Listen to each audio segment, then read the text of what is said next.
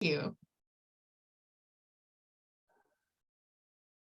All right, if you don't mind, I think I have maybe a short 15 or so minute presentation just to kind of walk through to kind of level set, and then happy to take questions that folks have after that. Yeah, that would be great. And are you able to share your screen? Yep, I should be able to do that. Just Okay, a second. perfect. Thank you.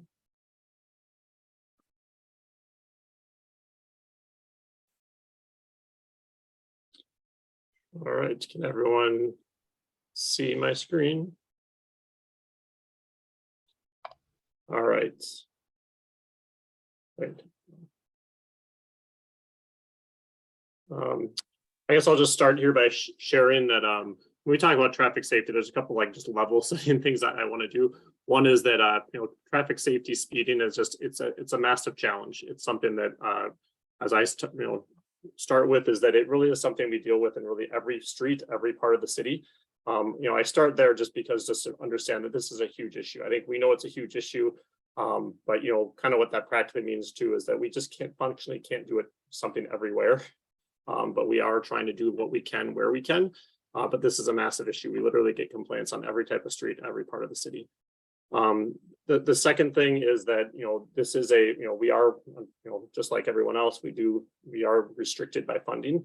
And so what that really ultimately means is that we have to prioritize where we do things. We can't do things, we can't ultimately do things on every street. We have to kind of pick and choose where we do things. So I just kind of start there as a sort of a level setting sort of understanding of kind of what we're dealing with. And I'll jump into it. Try to slide this away. Right. First, I start that, we're just, this is a huge issue. As I mentioned before, this is a huge issue. We are just challenged by, this is something we deal with everywhere in the community. It's a citywide issue. And also, I think what we're really seeing over the last couple of years is just a noticeable increase in sort of the excessive speeding and aggressive driving behavior. This is super frustrating for anyone that's sort of in the transportation safety profession. Always traffic safety, speeding has always been an issue, but some of the behavior just we've been seeing that's kind of become more prevalent over the last couple of years is alarming, quite frankly, super frustrating, and just it's a challenge. And that kind of, another point I want to make there is that folks understand too that we don't drive the cars. I don't drive the car. I really wish that the behavior we see is super troubling, but some of it, it is the driver that's ultimately responsible. We cannot physically make our roads in a way that like people can't drive and make bad choices when they're driving. And that's part of the equation too, is we really need to we need the public to understand that this is an issue, and we need people to take personal responsibility for their own actions. And quite frankly, it's all of us. It's not just, some people are making really bad choices, but it's our neighbors, it's us, it's our kids. Like we all exhibit bad driving behavior at different times. Another big picture thing here is our resources for traffic enforcement have been reduced. I think, since the start of the pandemic, we basically have lost our active traffic enforcement unit. So really the only enforcement that's occurring is through the district offices of the police department. That's something I think we desire to get back, but it just hasn't happened yet. And we're going up on a couple of years where there hasn't been like a standalone traffic enforcement unit to really sort of focus on traffic enforcement issues. Our improvements that we want to make are expensive and our funding resources are limited. I think people are always shocked when we start talking about these things, and even like simple things we want to do, things are more expensive than we think. And we really don't, we do not have really a lot of funding, if any funding, for some of these improvements. And I note this is important. I think when I go out and have these conversations, I think we get it as a city, that there really is a continuing concern that we're not doing enough, given all those things I shared above, that there is a desire for us to do more, and that we need to be doing more. Also, this is getting to the point where I need to kind of update it, but I also kind of share a little bit of just the history of traffic safety in both the United States and Minnesota. This graphic on the left shows we had some serious issues in the 70s that with really a lot of car safety things. It did improve, from where we were in the 70s. Minnesota has always been a little bit ahead of the curve in terms of how we're dealing with it. We sort of leveled out here through the 80s and 90s. And then in early 2000s, MnDOT actually started their Towards Zero Death initiative, and we really saw a very, fairly steep decline in crashes before leveling out in the sort of the 2010s, that sort of jump graphs. I note that unfortunately in 2021, we really went the wrong way. We kind of leveled out, but then all of a sudden we had this spike in 2021 where we had the highest crash numbers we'd seen in 15, 20 years in Minnesota. Super unfortunate. And, I think this kind of speaks to some of the driver behavior that we're seeing, excessive speeding. The good part here is that we're starting to see that 2022 looks to be a little bit of a downtick from 2021, but we're still seeing numbers that are higher than past years. I think I was just looking here and we're already higher than what we saw in 2020, and we still have a month and a half left. So just sort of level setting that, there's been a lot of things that have been done in a good way to bring this number down, but we are definitely, unfortunately, the last couple of years, we're seeing an uptick in those crashes. I'm going to kind of walk through a few different things that we do here with the city, but kind of the common complaints that we typically get. We get a lot of them, but they fall into three main buckets. One is speed. As I said before, we get this on every roadway on every part of St. Paul, and that there's a growing issue with sort of the excessive speeder and outliers. We get a lot of requests for basically like sort of pedestrian crossing, pedestrian safety issues. Just crossing our more main roadways, higher volume roadways. That's pretty common request, and that often is just a request for crosswalks or enhanced crossing treatments. And then the third one is schools, just safety and congestion management around our schools. Those are sort of the three main buckets that we sort of deal with on the transportation safety. And then I'm gonna walk through some of the things that we do. I think as I put this together, we actually, as a city, we do a lot. It may not always seem that to the individuals, but there are actually a decent number of programs we're doing to try to make improvements. The first thing is a couple of years ago, we did implement the citywide speed limit changes. With that, we have continued to sort of make available and provide these 20 is plenty signs, which we think is a great option for particularly residential streets to help get the word out about the concern about speed. Traffic speeds on those roadways is a way to sort of communicate with your neighbors, people that drive on your street. We have the Paint the Pavement program, which I'll go into a little bit more detail on later. We have our temporary dynamic speed signs. So we essentially have like 8 temporary dynamic speed signs, and that there's a picture of that on the right of this slide that we rotate around the city. So about during the summer months, we'll kind of rotate about every 4 to 6 weeks. And really what that 8 means is we basically have one per ward with a bonus one that we can move around. And we typically leave those in place for about, again, 4 to 6 weeks. So every year they can be in about, called a half dozen locations. And then they sort of, wherever they get put at the end of the season, like right now, they kind of get the bonuses. Probably we're just remaining in that location over the winter when we don't move them. We have a similar sort of rotating program of our in-street pedestrian signs. Those are those paddles that we put in the middle of the road to say, yield or stop for pedestrians in the roadway. We for a couple of years, we sort of were limited in the amount we could do, but this year we were able to get back to sort of our normal program where we have 40 signs that we rotate around the city in a similar manner. So every about 4 to 6 weeks, we rotate them to new locations and try to respond to those places that we're getting complaints about people not yielding to drivers or concerns about crossing locations. Another really successful program that we've had, this is really something police does, is the Stop For Me campaign. I'm guessing some of the folks are aware of that, but if there is a crossing concern, police have been able to have some funding towards their death program to do overtime and come out and actually work with the community and do some driver education to make sure folks are aware of the yielding and stopping for pedestrian loss. And I will say that just as I've been working in the community and working with folks across the river, is that we put a lot of work into really trying to get people to be in St. Paul to be more conscious of those laws. And our yielding rates and stopping rates for pedestrians in St. Paul are consistently higher than what we see in Minneapolis. I think that kind of shows the sort of the programs that we're doing here. Also, obviously our roads system needs a lot of work, but I would say that our standards have changed. We are designing roads in a different way than we used to. Unfortunately, the life of our roadways, is probably ideally probably 80 years, but based on our funding scenarios, probably much longer than that. So it takes a long time to rebuild the road system. That said, we're not building roads the way we used to. We are focusing on prioritizing pedestrians and bikes. We are making design decisions that really encourage slower speeds. And we are, because of the long life of how long it takes to sort of rebuild our system, and MnDOT and the county are doing this the same, as we are looking for opportunities to sort of do more like pedestrian level improvements with some of our just regular programs. So probably 3 or 4 years ago, the city started doing pedestrian improvements as part of our annual mill and overlay program. We're not able to do everything that we want to do with that, but we are able to start implementing some tangible pedestrian level improvements as part of that annual mill and overlay to sort of try to really increase the number of pedestrian improvements and change that sort of that roadway environment over what the historic designs have been.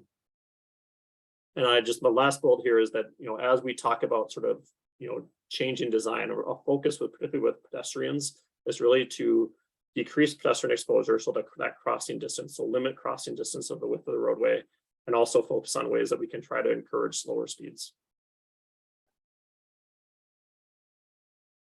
With this, I just note that really, as we do this work, we really have a focus on our collector and arterial streets. We have good data to show that really most of our crashes and most of our severe crashes are happening on those collector and arterial streets. So, I mean, that note here that 91% of our severe crashes are occurring on 21% of our roadway miles. What this means is that, again, our focus on collector and arterial streets, that we're not seeing as much issues or many issues on sort of the typical residential, low volume residential streets. So, kind of what that means is there's two things here with our residential streets. There's really limited sort of physical improvements where you can really make, because they're already fairly narrow streets that have a lot of parking on them. And there's also, limited ability to do it, and also limited need. And then really, if you give me a pot of money, I will promise you that 99 times out of 100, I'm going to prioritize the needs on those collector and arterial streets than on a residential street. There's just a bigger need there. I just noticed, as we also I'm going to move into a planning aspect here, but as we talk about safety, we really need to take a comprehensive, approach to safety. And we've been talking about that a lot as a city.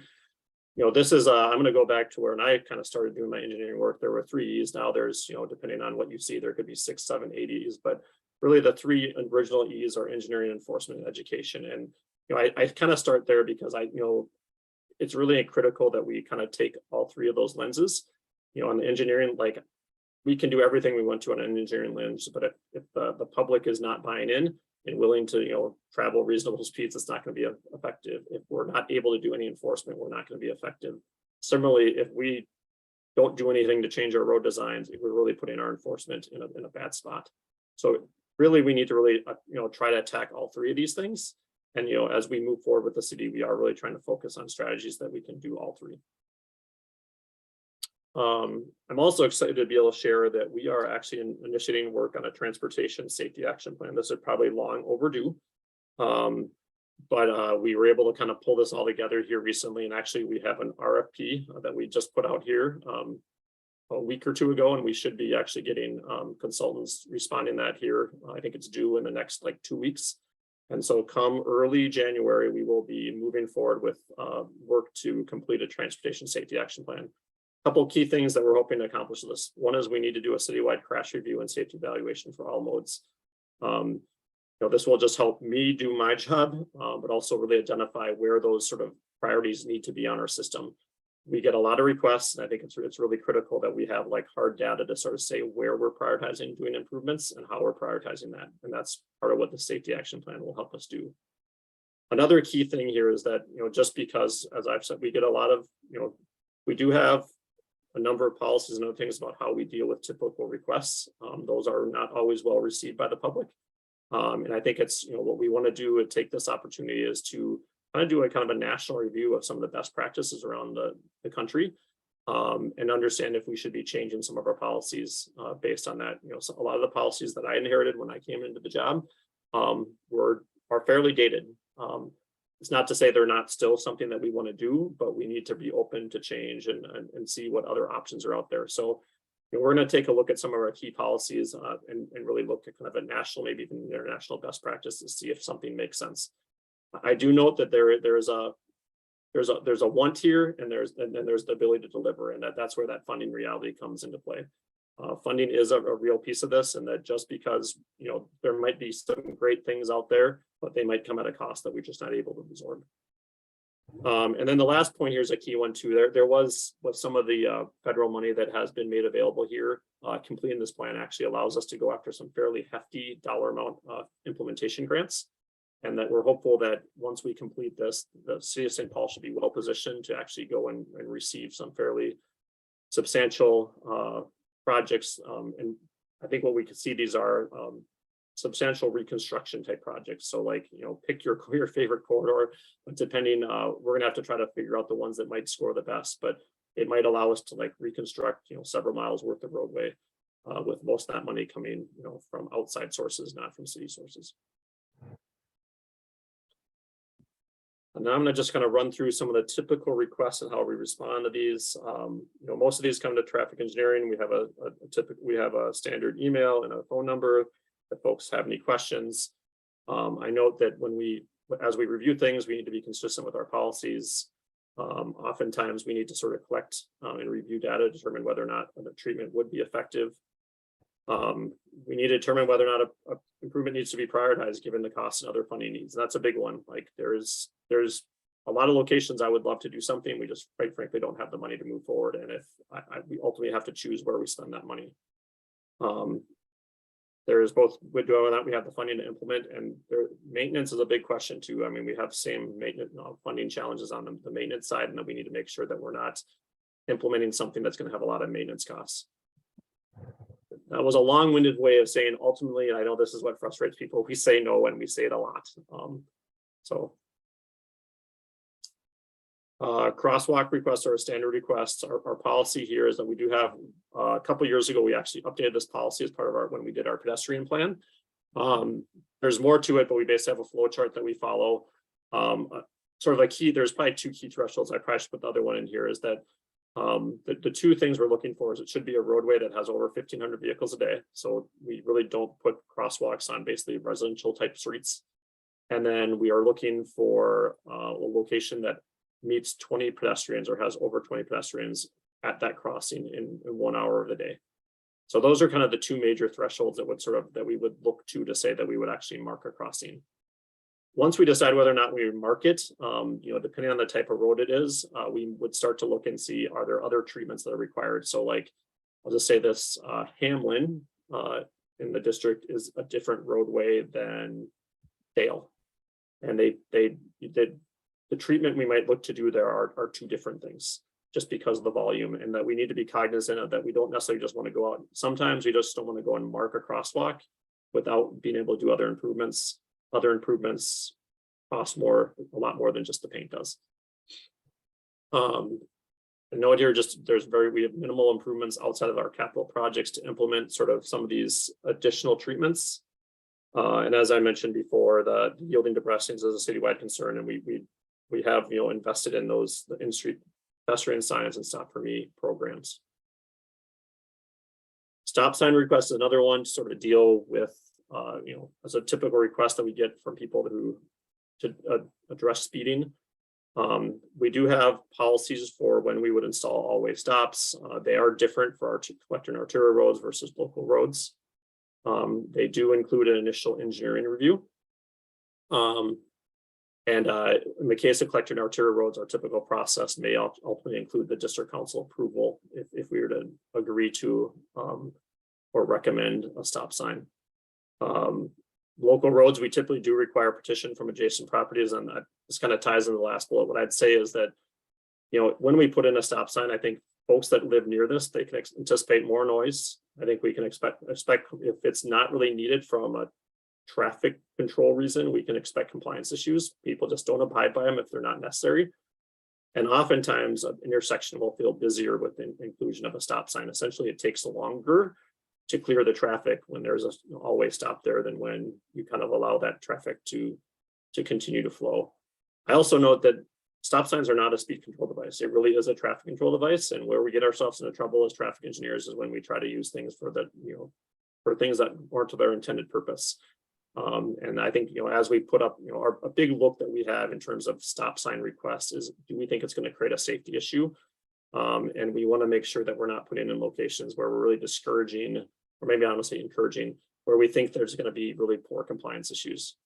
And I think we ultimately, whenever we put in a stop sign that's isn't really warranted for traffic control reasons, I think we can expect compliance to go down. Speed humps, our policy, we've had to have a policy that's been in place for a long time. That policy is in need of an update to our citywide speed limit changes.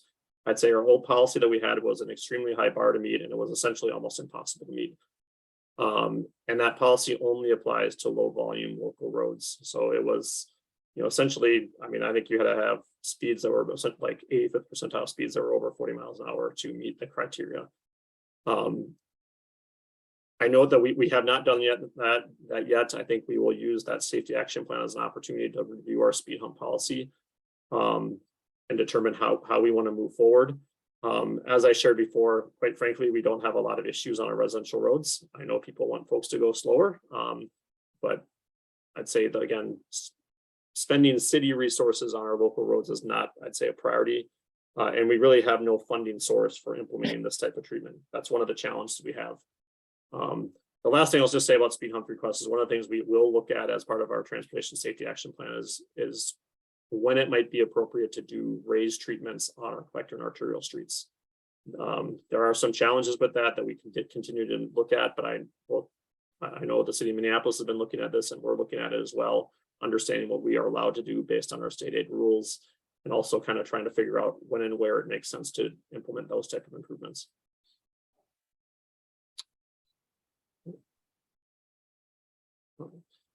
One-way streets is another sort of traffic calming request we get. One-way streets are really best to deal with traffic diversion. So if we really have a significant cut through traffic that we can measure, that's probably when it makes the most sense. Again, there's initial engineering review, there's a petition process, public meeting and city council approval to go to one-way. So this is a pretty, there's a lot of process with the one-way street requests. What I do note with one-way streets is that you should anticipate higher speeds with that conversion. You may reduce traffic if depending on the conditions, but because you convert it to one direction of travel, it really does enable faster speeds in that one direction because there's not as much friction on the road. Also, depending on the specific location, we may be increasing traffic on adjacent streets.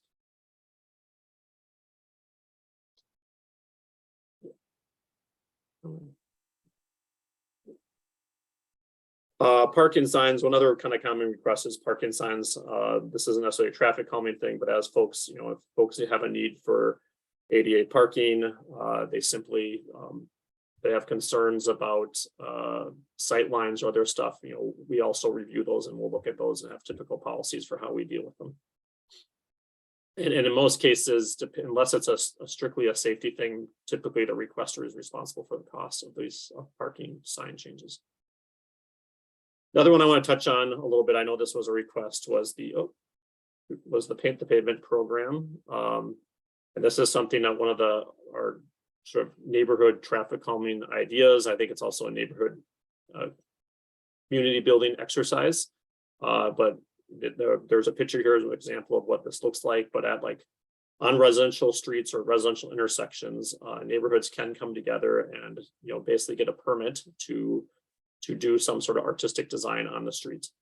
There's a bit of a process here. And I think, again, we see this as a little bit of a traffic calming benefit, somewhere to build community and awareness. I mean, I think a lot of the benefit here is actually bringing the community together and offering, why are we doing this? We're doing it because we have, we want to build some community awareness. We have concerns about speeding, and just making sure, all your neighbors talking about this and being aware of the issue, I think is one of the biggest benefits. This is open to both residents and community organizations. The organizers do pay the cost for the paint, the traffic control, and the road closure. There is no funding available for the city for this. As I note, probably the key thing is that we do these on residential streets. So the simple test here is that any road that would be 20 miles an hour would typically be something that we would consider. If it's a 25-mile-an-hour road or has striping on it, it's probably not a road that would be conducive for Paint the Pavement. And then, ultimately we will, if there's a question, we will review and determine whether or not it's appropriate or not. And then there is a whole process for approval. We have to approve the location design. There's a petition that must be signed by neighbors along the street. So we want to make sure that, this isn't one or two neighbors doing this, that it really needs to be something that the neighborhood wants. As we talk about petitions too, we do make a key that really, like, at an intersection, we'd want all the sort of the neighbors at the intersection to be part of that. So that, we're not creating some issue that, one or two of the neighbors really doesn't like, right in front of their house. And then there is a process through a need to get a permit from the police department for the block party. And then if you do have questions or want to do this, Jeanette Rebar in Public Works is sort of our point of contact for this. And then my last slide here is just sort of roadway jurisdictions. I know this kind of came up as we were preparing for this, but I just note that there are 3 different roadway owners in St. Paul, MnDOT, Ramsey County, and the city of St. Paul. Each of these roadway owners, are the decision-making authority on their roadways. So I just, and also in this area, and I know there's been some concerns about Hoyt, but we do share ownership of Hamlin and Hoyt, or portions of Hamlin and Hoyt, with Falcon Heights. What that really means on those segments of roadway is that we would just really want to try to come to agreement with Falcon Heights on anything that we would do there. We would not likely do anything unless we were able to come to a mutual agreement, which does make those stretches of road just a little bit more challenging, because there is, that agreement that needs to happen, but it's never been a big issue in the past. We typically work fairly well together. And I note that we really do coordinate really closely with MnDOT and Ramsey County. We have regular meetings, discussions with them. I actually have a standing meeting with the county traffic engineer every 2 weeks. They actually coordinate and talk about things. And we certainly don't expect the residents of the city to know who owns and operates a roadway. They just want to be able to get from A to B and be safe. So I think we expect as a city to be really the first point of contact for citizens. And we can then, carry that message, pass them. If it's a road that's MnDOT or the county, we can pass that on to them and work with them, or, have conversations with them about what may make sense or what a appropriate response is. And they really do the same. That, I mean, they sometimes get things that, sometimes folks are contacting them about issues on St. Paul roadways. The map I have here just to kind of show that really in District 10, Snelling is the primary MnDOT roadway. And then my map here, everything in sort of the pink dash lines are county roads. If it's not, one of those two, everything else is a city roadway. So, Lexington, Energy Park Drive, Dale are all county roads. A portion of Como is a county road. Everything else is city road. So with that, I think I've probably spoken enough, and I'm happy to take any questions. Thank you so much, Randy. We appreciate that background. And I know we've got a few residents here who, have questions about kind of some of these traffic calming measures and, how to interact with the city on that. And so I want to just open up the floor now for questions and comments and whatever you would like to share.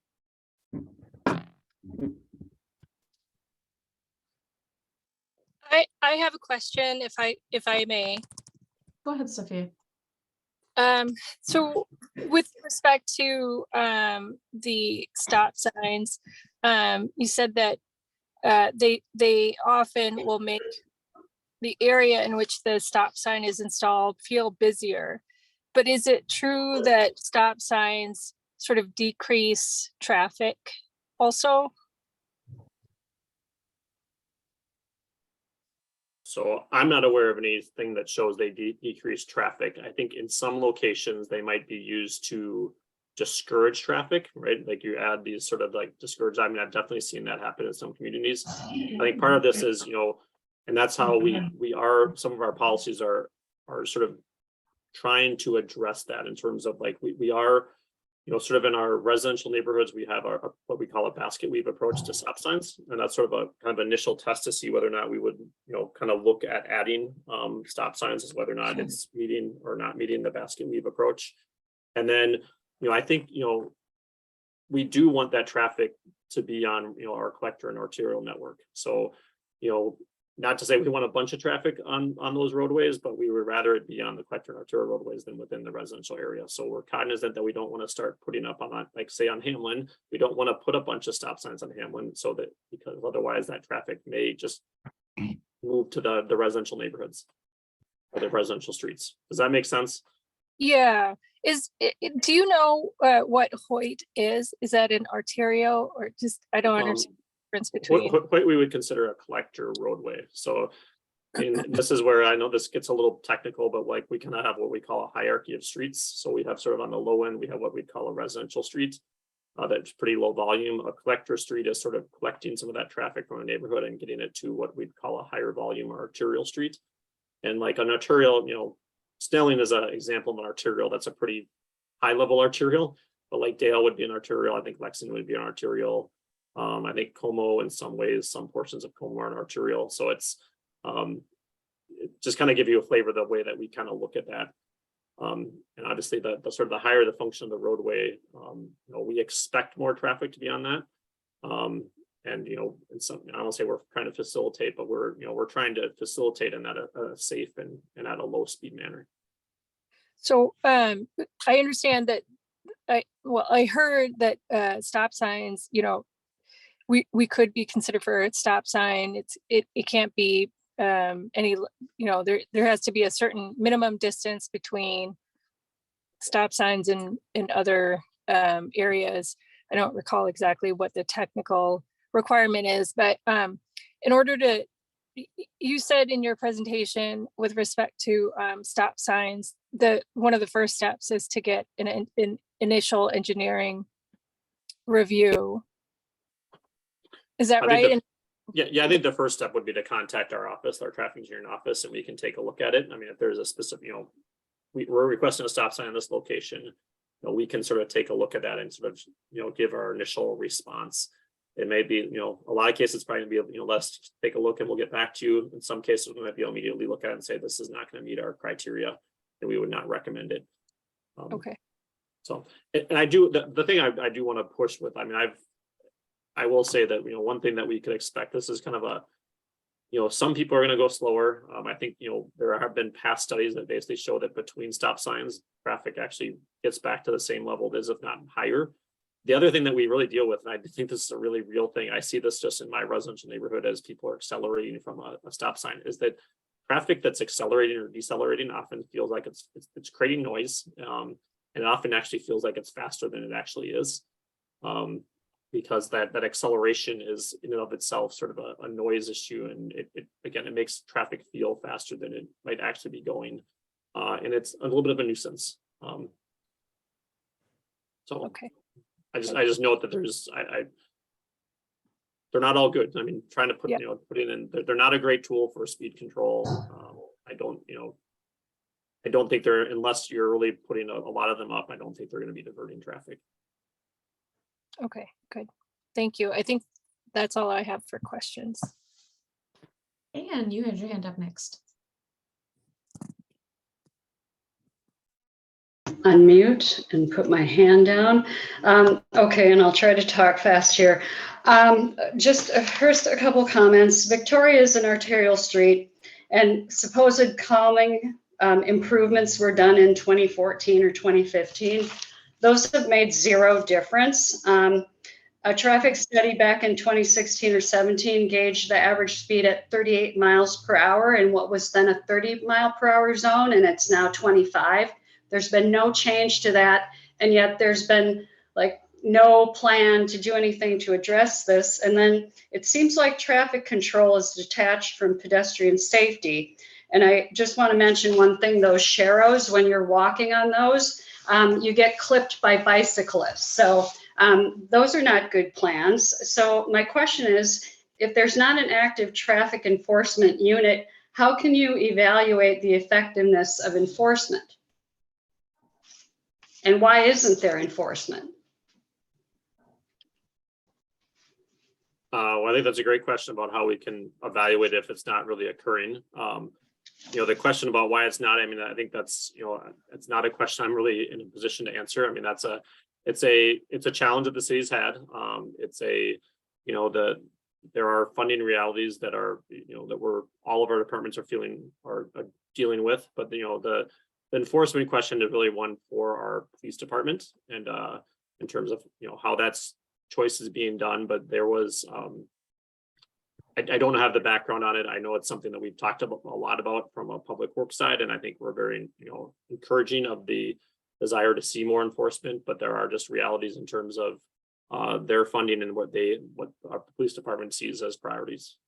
Okay, but those are, and I will those say are the one thing I should, sorry, maybe the one other point I'd make is I will say that there's a little bit of, coming out of the pandemic, some of the civil unrest that occurred, it's been a little while, but there was times here where our police were being asked not to come and do enforcement.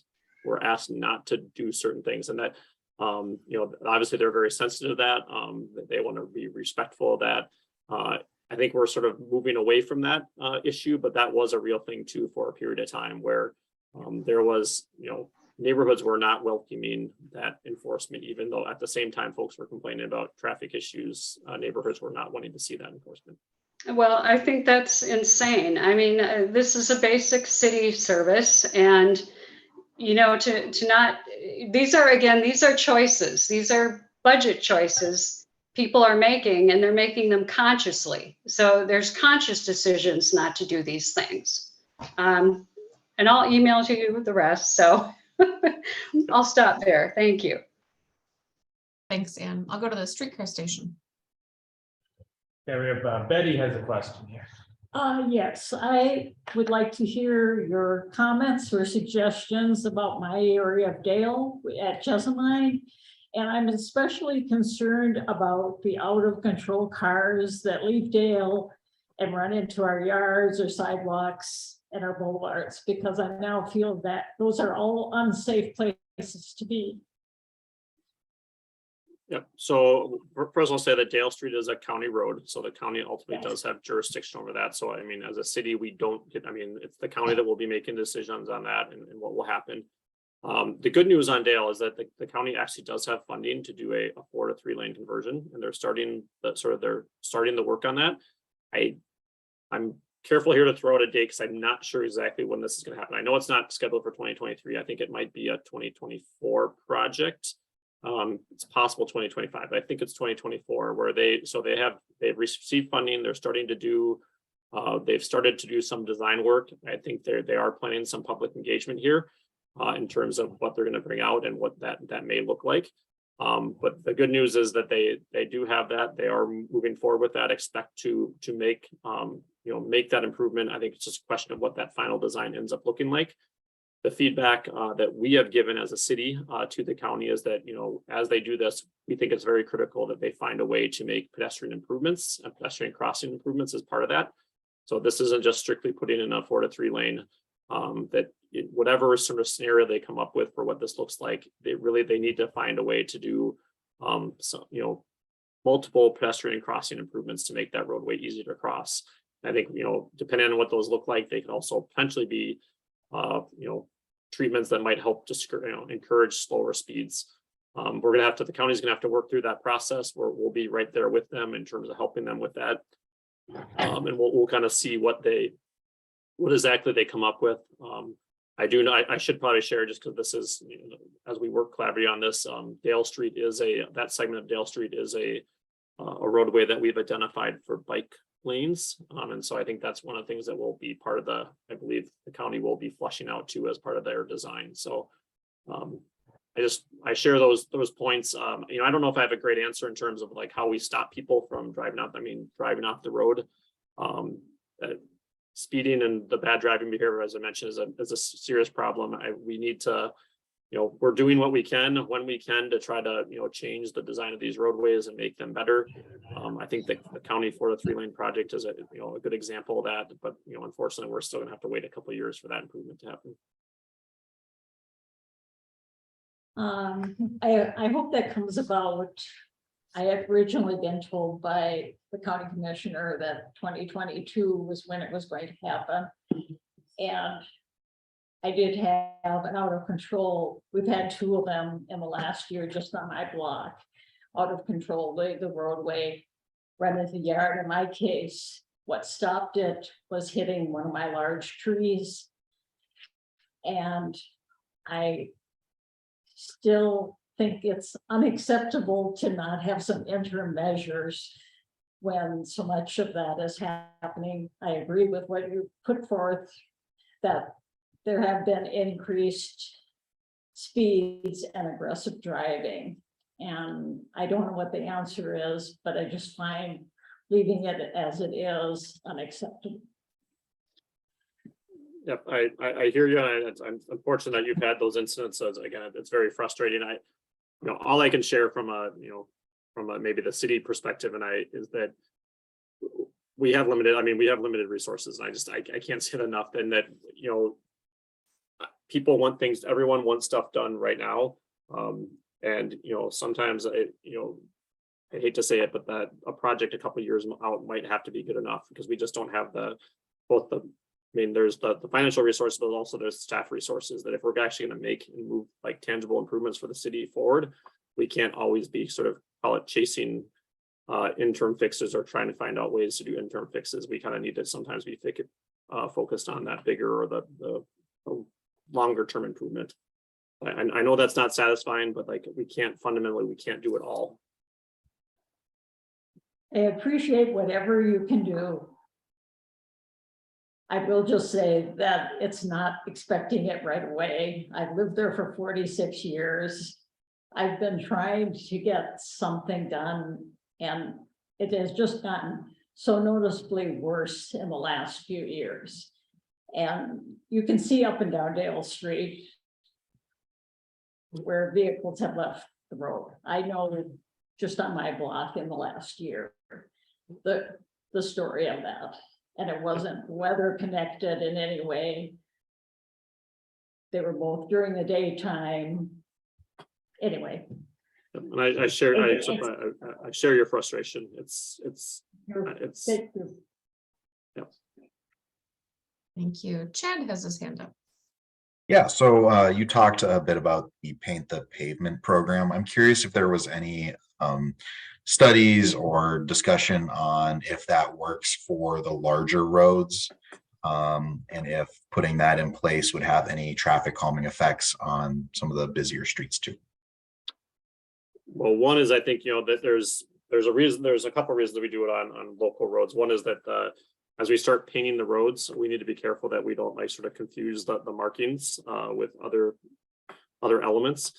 So it's always been something that really has been a more of a residential street thing. We have done a couple locations where there's been decorative crosswalks, and that's something that we've looked at a little bit. I would say personally, at least as we talk about Paint the Pavement, I don't know how much traffic calming benefit that the actual paint does. I do think I personally think it's more the community building is the bigger piece of that. I don't think there's necessarily, I don't have data for it, but I'm not seeing that's going to have a massive impact on speeds. And when we start talking about bigger roads, there's other markings on the road that become very critical for making sure traffic is in the right spot, bikes are in the right spot, etc.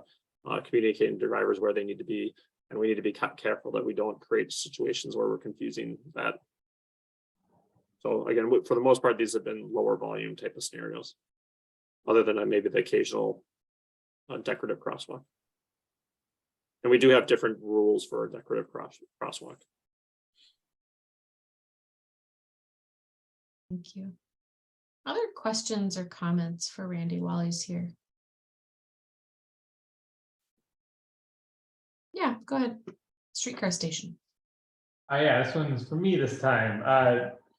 Thank you for being here, Randy. You mentioned the dynamic speed signs and pedestrian signs being something that the city has a limited supply that they rotate around.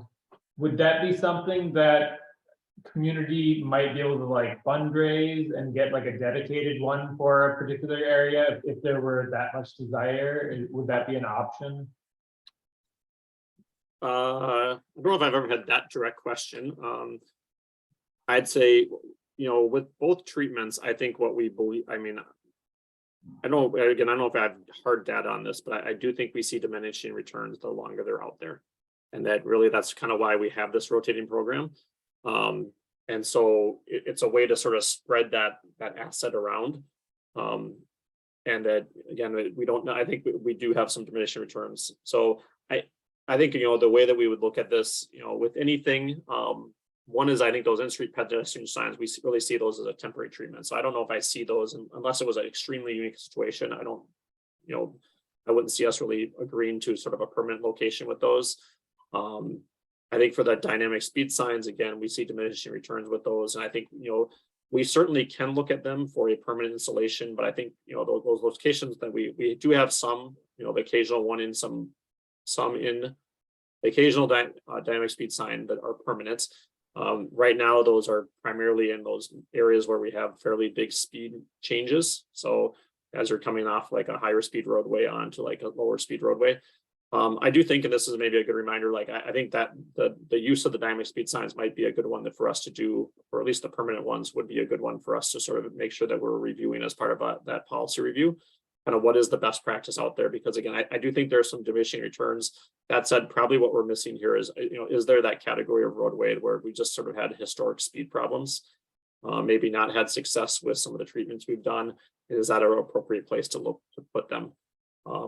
So I think that's, again, probably something that we need to look at with our policy review is, what is the test for when we actually would decide that we'd put in a permanent dynamic speed sign?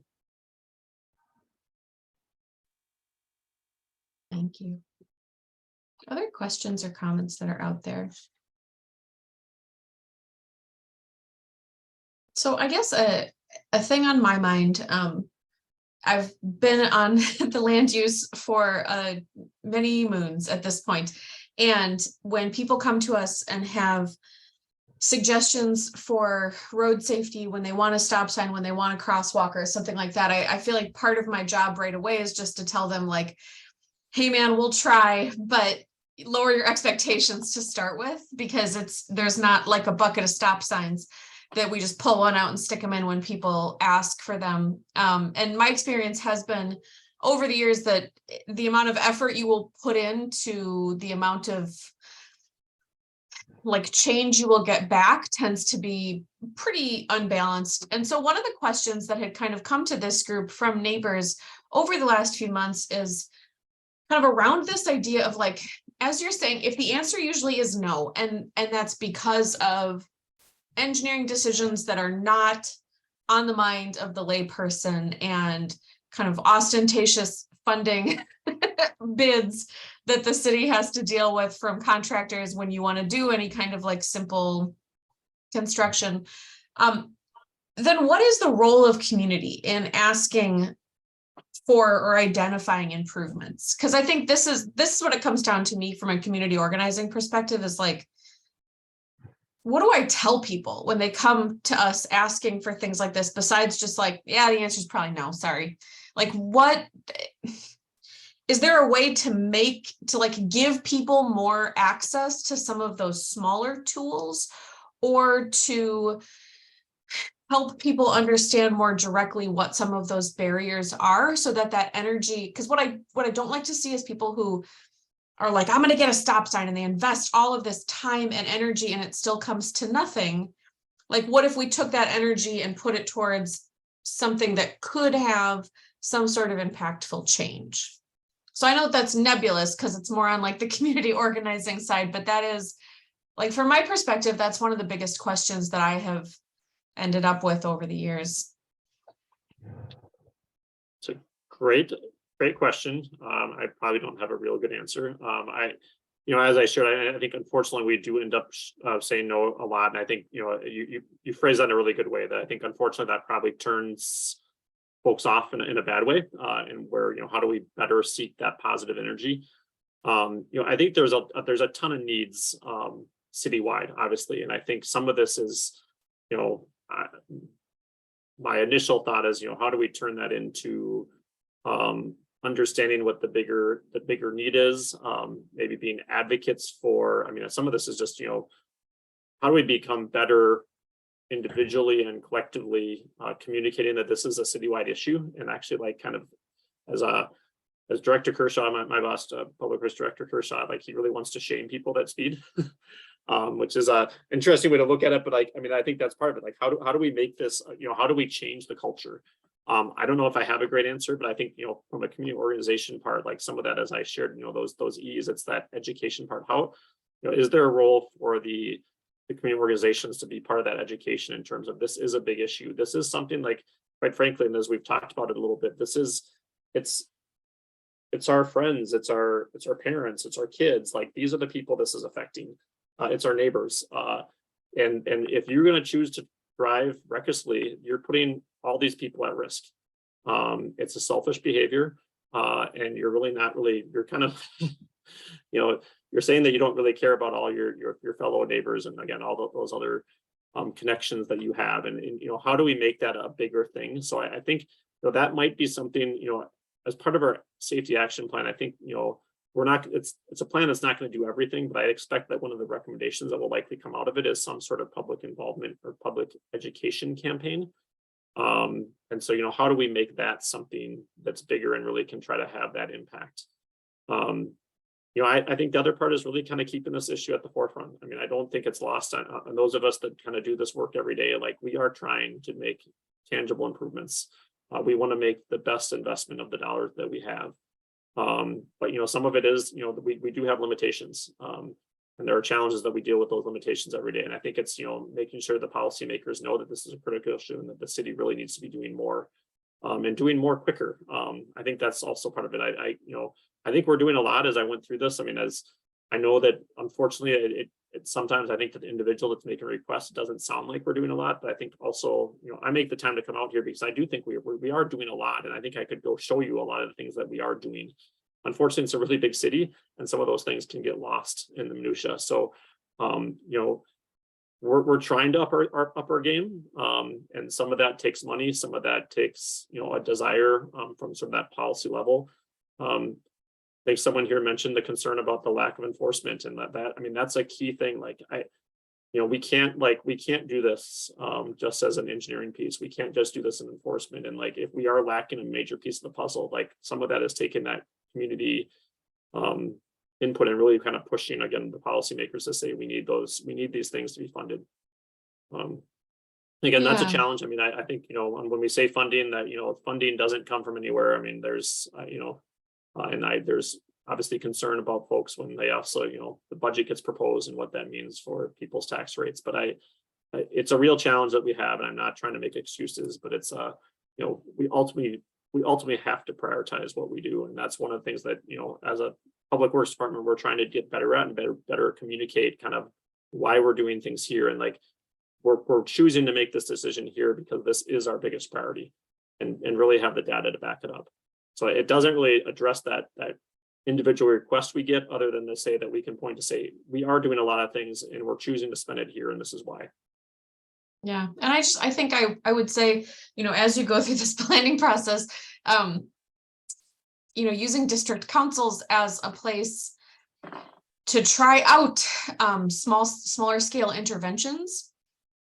I think that there is this tendency to think I've got a traffic issue or a bad thing happened on my street, and we look for structural solutions. Like if I have a stop sign, this won't happen to me. If I have curb bump outs, this won't happen. But as Anne has pointed out, curb bump outs didn't really slow things down. And so giving people like, to some extent, like cheaper solutions, right? Like cheaper, faster options that they can have access to, maybe has the potential to kind of hyper localize some of that action, but also be able to like harness that energy, make those education pieces a little bit more accessible to folks. Yeah. So two quick thoughts. One is I'd say that I share this because the Stop For Me campaign, as I've gotten to learn more about this, I think, and actually we were talking with police about this, and like, is there a way that we can build off that and like do something else? And what I learned is that the Stop For Me actually started with the district council. And I think, that's a really great story. And the reason I think, I know the person in police that's sort of responsible for that program now kind of made the point that the reason it's successful is because it started as a grassroots effort. Like it really had buy-in of the neighborhood group, and it really allowed it to flourish. So I think that's a great example of like that actually playing out. The question might be, what is the next thing? Can we find something else? Is there another, I don't call it needle in a haystack, but is there something else that we can really sort of find that is a great way to sort of partner, or that idea that might be generated from a neighborhood group that we can kind of build into something more? The other thing I can share is that I didn't kind of touch on this. I'm a little cognizant to like go too crazy because again, we're limited and I think we're gonna have to prioritize where this happens. But one of I was able to, at least I was able to secure a small one-time pot of money that's going to enable us to be a little more aggressive with our temporary treatments. So historically, we've done some temporary treatments that you see out on the street, but not a lot. Part of that is because it does take money to maintain them.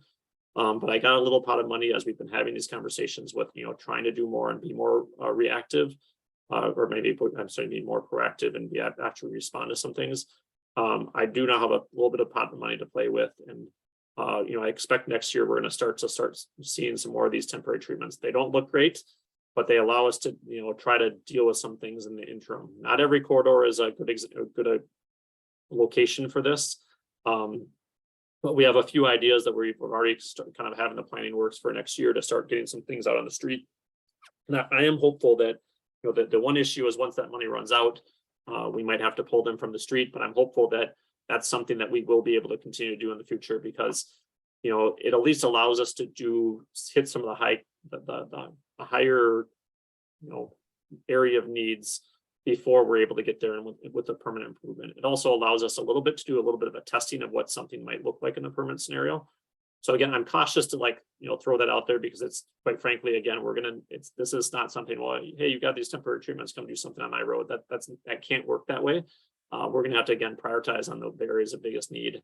And we will, I expect that we can run through this money pretty quick. So it's not like we can just throw these out everywhere, but it is something that we've kind of worked for. It's been a little bit of a process to get to this point of being able to be more aggressive with temporary treatments, but I'm glad that, at least starting next year, we should be able to be more aggressive with them. And hopefully that's something we'll be able to continue even when this initial funding source runs out. Thank you. We have just a couple minutes left, so I'm going to go over to Laura here with her hand up. Hi, thanks. I wasn't here earlier for the Stop For Me campaign, but I was wondering if that would be something like if you had the equivalent of a political sign and put it along the side of the road that said, we see you, please slow down, working its way down the road, like one word at a time, kind of like the bullet or the billboards you used to see on the side of the road. I don't know, is there any information if something like that would be effective or more dangerous? Well, and I think we've done Stop For Me campaigns in Como Park. In fact, I think one of the last ones we did pre-COVID was on Lexington at that north pedestrian crossing, just north of the parking lot there, kind of a high visibility area on a county road. And those we've done over by Como by the lake. We certainly have these. They're great events. I think, Laura, what you're talking about, it sounds more like saturating the signs. And we do at District 10, Shevik, do we still have the sets of slow down signs that we can give out to a group of neighbors to have out for a month or two? Yeah, we've got both the 20s plenty signs, but we also, I found in the back of the closet some old my kids live here type old school signs. And I had Sophia, who was here earlier, I gave her and her neighbors 10 of those signs, and they are from plastering. And I found that I don't get a ton of requests for those signs, but when I do, it's from somebody like Sophia who has 4 or 5 neighbors, and I end up giving out 5 or 6 at a time when I do give them out, so that it is more of a blast impact. And yeah, and the way that the original ideation behind those, here I am, you guys, your historical brain for D10 again, whether you want me or not, was that they would, as a group, right, as 40 signs would go out to a street or a neighborhood for a month. Because we know, as Randy pointed out, people become blind to it. They just adjust after time. And so it was kind of you'd blast a little area, you'd put a ton of signs, totally saturate it, try to bring that attention level up to the drivers. And then those signs would come back to D10 to go out to somewhere else in the neighborhood. And I think that those actually, originally we were encouraging people to put those up during the state fair, when there's a lot of extra traffic in the neighborhood. So kind of trying to be aware of some of our own high traffic times in there, or when there was a street that was closed and so traffic was coming down other streets. But I think I'm making this list right now of low cost temporary solutions that are to some extent, I mean, Como has a lot of experience with like adopt a storm drain. And I'm almost wondering if there's potential for something like adopt an intersection where you know, think about your sight lines, where you consider paint the pavement, where you know, think about those little pedestrian flags that we've made, or, you know, saturating with signs or something like that. So I'm adding this all to my list here. And I note that now you kind of hit on it a little bit with, I think those signs that, you know, slow down, our kids live here, our 20 is plenty. I mean, I think they really do work best with anything, if they get moved around. And I think that's, you know, I suggest to people, if, you know, we're actually offering them up, you know, go put them out there for 2 weeks, take them down for 2 weeks. Then when you put them back up in a different spot, move them around, like, don't necessarily leave them in the same spot for 2 weeks, like move them in the yard, just make them move around. I do think mixing and matching them wouldn't be a bad idea too. Like, you actually you mix and make the 20 is plenty with our kids live here, just to kind of give a different view. Like, I think all those things are great. I think someone I think Laura might have mentioned was, you know, a different idea with signs about sort of having a building message down the street. I think I've heard of that before. I don't know if I have really any issue with it. I think, you know, if a neighborhood group wanted to sort of propose something and do something like that, and really when we sort of talk about neighborhood, or call it the political signs, call it in terms of a frame, if they're kind of not, I mean, our message here is, I know some of them will show up in the boulevard. I don't think the city is going to go and remove them from the boulevard, but I think, you know, they're intended, or they should be actually in someone's yard. As long as they're in someone's yard, I don't think the city is necessarily going to go out and make any sort of, you know, have an issue with it. I think it'd be great if we were involved. We could maybe help with the messaging. But I think those are creative ideas that I think we would certainly support. And, you know, just, you know, creative idea that could be moved around to different neighborhoods within the district, I think is a great idea. Thanks. Yeah, Shevin, go ahead. It's Jonathan. Oh, okay. Hey, Randy. So it seems to me, since enforcement is an essential part of all of this, and we're lacking on enforcement, what is your relationship with the police, and how do you communicate, and do they listen to the information that you're sending them? If you're identifying an area that is constantly has speeders or has people driving into front yards, how's that communicated with them, and does it make a difference? Sure. I think we have a really good relationship with our police department. I think we're in a very good spot in St. Paul with that. I think we have great communication. I think they really are in tune. We have, you know, several of our, you know, actually senior officers that are, I mean, that traffic safety is a really a major, how do I say, a major priority for them. I know our interim chief is behind a lot of the public safety or the traffic safety things the city has done and the police has been involved in. So I think we really do have a great relationship with them. You know, but with anything that they are limited. So I think if, you know, my group regularly communicates with folks over in police, and if, you know, there are issues, we will always sort of loop in police to make them aware of the complaint. You know, we're not necessarily following up on that to see what they're able to do. And I think we ultimately need to leave it up to police to determine what they're able to do and how much they are. I mean, I do think they're responding when they can with the resources they have. But again, those are limited. And, you know, we will, I mean, when appropriate, we'll have good conversations with them about what options might be available. But for the most part, you know, we are passing on those complaints to them and letting them handle it. And I think to the extent they're able to do anything, they do it. But again, they're just dealing with very limited resources. I don't know if that answered your question or not, other than that we regularly communicate and do what we can, coordinate together.